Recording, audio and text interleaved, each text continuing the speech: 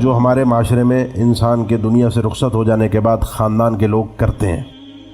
دو طرح کے کام ہیں۔ ایک ہے میں نے اپنی اولاد کی تربیت کی، انہیں دین سکھایا، انہیں غیرت دی، انہیں مال کی لالچ سے بچایا، ان کو دو اور دو چار حرام حلال ادھر ادھر دنیا کے طور طریقوں سے بس پیسہ آ جائے پیسہ آ جائے یہ نہیں سکھایا، ورنہ وہ غاصب بن جاتے ہیں۔ وہ سب سے پہلا ڈاکہ اپنے ہی بہن بھائیوں کے حق پہ ڈالتے ہیں۔ یعنی یہ مال جو ہے جب انسان کے پاس آتا ہے، جب اس کی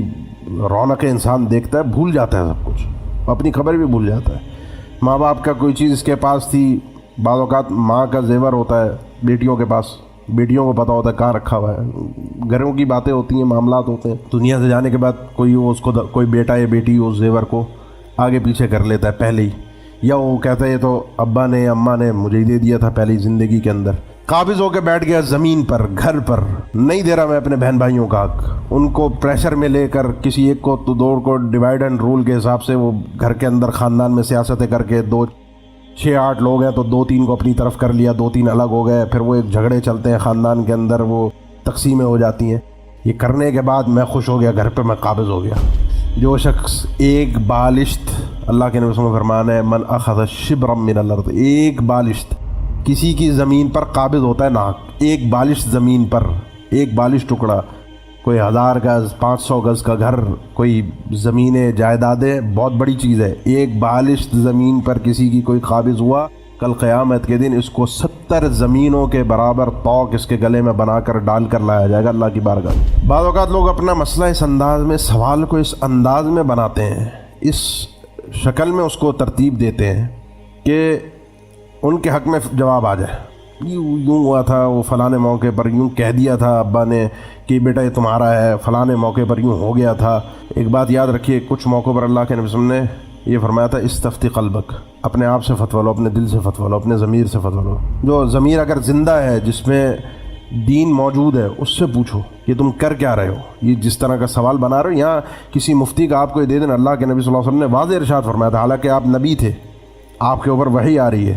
فرمایا یاتینی خصم، میرے پاس لوگ جھگڑا لے کر آتے ہیں، میں ان کے درمیان فیصلہ کر دیتا ہوں، اور اگر میں کسی کے حق میں وہ فیصلہ دے دوں جو صحیح نہیں ہے، کیونکہ اللہ کے نبی صلی اللہ علیہ وسلم جو فیصلے دیتے تھے بحیثیت قاضی، وہ وحی نہیں ہوتے، وحی کس اعتبار سے، وحی کی روشنی میں ہوتے تھے، وہ فیصلہ وحی نہیں ہوتا تھا، اس کو ماننا لازمی ہے، تسلیم کرنا لازمی ہے۔ وہی کیا کہ اللہ بتائے کہ اللہ کے نبی صلی اللہ علیہ وسلم کو کہ یہ حق پر ہے اور یہ نا حق ہے،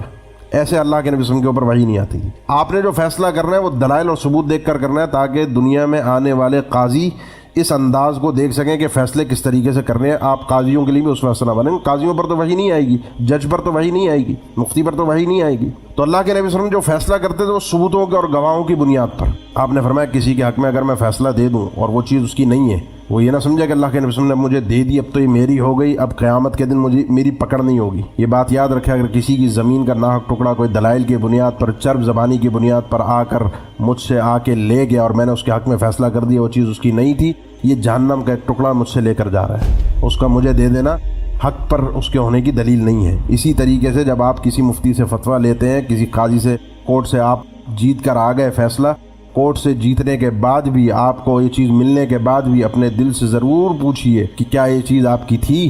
کیا واقعتاً یہ مسئلہ شریعت کے حساب سے درست ہے۔ اگر آپ کا دل زندہ ہے، قلب سلیم ہے، ضمیر کے اندر کچھ غیرت باقی ہے تو پھر تو ٹھیک ہے، اور اگر نہیں ہے تو کورٹ کا فیصلہ آ جانے کے بعد بھی اس چیز کو اللہ کی رضا کے لیے صحیح کر دیجیے۔ بعض اوقات مجھ سے غلطی ہو جاتی ہے، میں کچھ کر کے چلا گیا اس دنیا سے، اولاد جھگڑ رہی ہے، لڑ رہی ہے، تو یہ سب چیزیں جاننا میرے لیے بہت ضروری ہے، کہیں ایسا نہ ہو کہ قیامت کے دن میں غصب کر کے حق کو اور لوگوں کے حوالے سے میں پریشان بیٹھوں۔